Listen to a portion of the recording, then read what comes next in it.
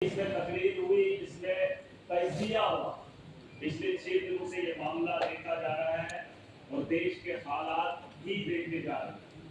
पाकिस्तान 4 आदमियों को भेजता है और अपने इलाके में ये काम करके चला जाता है।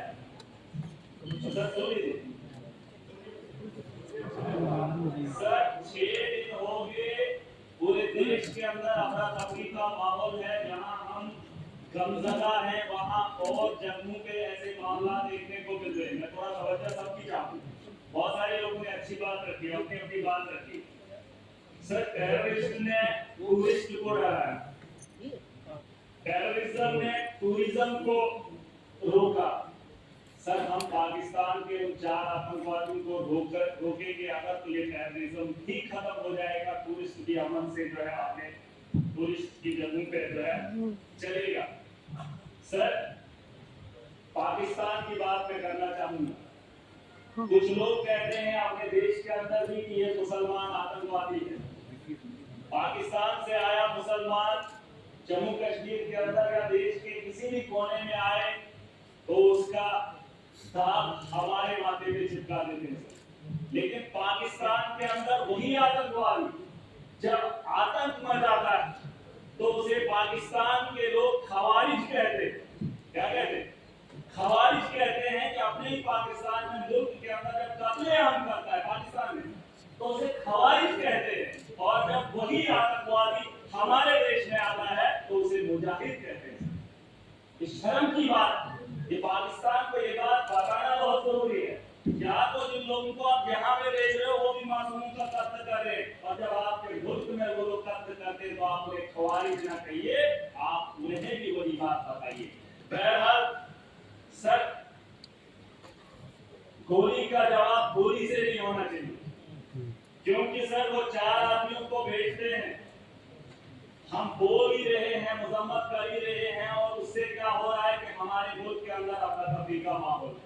मुसलमान हिंदू के साथ लड़ रहा है। उन्होंने जो नाम पूछा है, उन आतंकवादियों ने जो नाम पूछकर हत्या की है वो अपने मकसद में सही है। चाहे आप इस बात को माने या ना माने, वरना मुझे बताओ 4 आदमी आने के बाद हिंदुस्तान में अफरा तफरी कैसे फैलती। लेकिन वो अपने मंसूबे में कामयाब थे, वो दिमाग से इस खेल को खेल रहे हैं। सर मुसलमान पूछकर हिंदू को मार रहा है। वो चाहता है कि हिंदुस्तान के अंदर हिंदू और मुस्लिम का फसाद हो ताकि ये जंग खुद आपस में लड़े। वो अपना हाथ न इस मुल्क के अंदर, उसे यहाँ का अमन और शांति और भाईचारा अच्छा नहीं लगता है। सर मैं एक चीज बताना चाहूंगा। मेरे पिछले दिनों बच्ची 8 महीने की गिर गई, कुर्सी पे बैठी थी तो बगल में वो टाइलें लगी थी, सर फट गया, सर फट गया। मैंने उसे इलाज के लिए डॉक्टर के पास लिया, लेकिन उसके माथे का दाग अभी भी। बात ये नहीं है कि वो गिर गई और बच गई और ठीक हो गई, मैंने डॉक्टर के पास लिया, उसका जख्म जो है भर गया, लेकिन जो सर उसके माथे पे दाग है वो तभी लगा है क्योंकि वो कुर्सी से गिरकर उसके 7 बजी। अगर वो कुर्सी पे चढ़ने से पहले ही उसे बचा लिया होता, ना उसके माथे पे कट लगता और ना ही उसके माथे पे वो जख्म रहता। और वो जख्म ये है कि पाकिस्तान से आया हुआ मुसलमान जब यहाँ आतंक फैलाता है तो हमारे माथे पे जो दाग है उसे मिटाने में हमें साल लग जाते। मैं उसे तो बात ही वही है, मैंने कह दिया है खवारिज। सर मैं बताना चाहूंगा एक बात है जिसे हम लोगों को समझना बहुत जरूरी है। मैं तो समझता था मोदी जी के नेतृत्व में इस देश को चलाया जा रहा है। आतंक के दिलों के अंदर इतना खौफ होगा, पाकिस्तान के अंदर इतना खौफ होगा कि पाकिस्तान हमला करने की हिम्मत भी नहीं करेगा। ये मेरा दिल मानता है, क्योंकि तकारीरें वैसी होती थी, जलसे वैसे होते थे। लेकिन आज अगर वो वक्त आ ही गया है, यहाँ अगर मैं अगर ताकतवर हूँ, मैं चाहता हूँ अगर वो मेरे से गलती करे, मेरे से वो उलझे, मैं चाहता हूँ वो कब उलझे और मैं उसको लफाड़े 2 मारकर दिखा दूँ। सर ये मेरा मानना है, अगर मैं ताकत में हूँ, मैं चाहता हूँ आप मेरे पे बात करे और मैं उसे ताकत से जवाब दूँ। आज नहीं सर बुरी बात सुनिए, अभी तक घंटी किसी की नहीं बची, किसी की नहीं बची। अगर मेरे लिए बजा रहे मुझे बताओ, मैं गलत बोल रहा हूँ, मैं सही बोल रहा हूँ। मैं कह रहा हूँ सर आज आप यहाँ इजलास बुलाएंगे, बुला लो, मैं भी चला जाऊंगा। मैं आज इसलिए आया हूँ, मैं जम्मू कश्मीर का नागरिक भी हो, जिम्मेदार भी हो, मेरे नौजवान बच्चे उमर साहब ने एक टीम बनाई, अलग अलग स्टेट्स के अंदर गए, लेकिन मजबूरी क्या हुई कि मुसलमान को देखकर पीटा था। मैं इसलिए यहाँ पर आया हूँ, मैं मुंबई नहीं गया, मैं महाराष्ट्र नहीं गया, मैं गुजरात नहीं गया, अपने उन बच्चों को देखने के लिए, तो यहाँ से हमारे वहां पढ़ने के लिए जा रहे। लेकिन मैं उमर साहब का फिर भी शुक्रिया अदा करना चाहूंगा, लेकिन एक बात बताने आया, मैं चाहता हूँ सर, मैं चाहता हूँ जो बात मैं बोल रहा हूँ कि उकसाया जा रहा, पाकिस्तान बड़े आदमी को, ताकतवर को कभी कमजोर नहीं उकसाता है। अगर उकसाने की गलती पाकिस्तान ने की, मैं खुल के बोलूंगा, अगर की और ये पहली बार नहीं हुआ।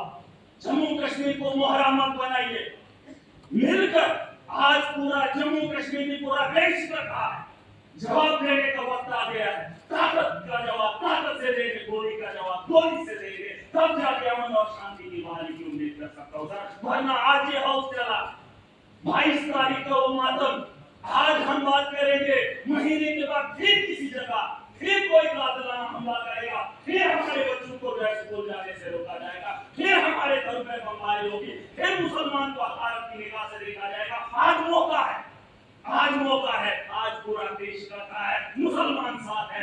यहाँ उधमपुर में तो पहलगाम के बाद उधमपुर में आतंकवादी हमला हुआ, एक मुसलमान ने गोली खाई। मैं चाहता हूँ कि आप यहाँ पर ये दाग न लगाए, पाकिस्तान को मौका मत दें, मत दें। ये मेरा भाई है, मुझे पाकिस्तान के वास्ता नहीं है। अगर देश का हिंदू ये कह रहा कि मुसलमान आतंकवादी है, तो फिर पूछना चाहता हूँ, भारत को छोड़कर अमेरिका लोग क्यों जा रहे हैं, कनाडा क्यों जा रहे हैं? और आपको लगता है मैं आज पाकिस्तान जाना चाहता? नहीं, मैं भी दुनिया के उन बेहतरीन ममालिक में जाना चाहता हूँ जहाँ बेहतर जिंदगी मुझे मिले। ये भिखारियों का देश, जहाँ खुद भूखे नंगे लोग हूँ, उस पाकिस्तान में मैं जाना चाहूंगा। ये दाग खत्म कर दीजिए, ये सोच खत्म कर दीजिए। मैं लोकतंत्र मुल्क में रह रहा हूँ, जमहूरियत का मुल्क है, यहाँ आजादी है, मेरे जैसे इंसान को बोलने का अधिकार है। अरे पाकिस्तान में हालात देखकर इंसान को घिन आती है, लेकिन ये दाग मैं नहीं दे सकता।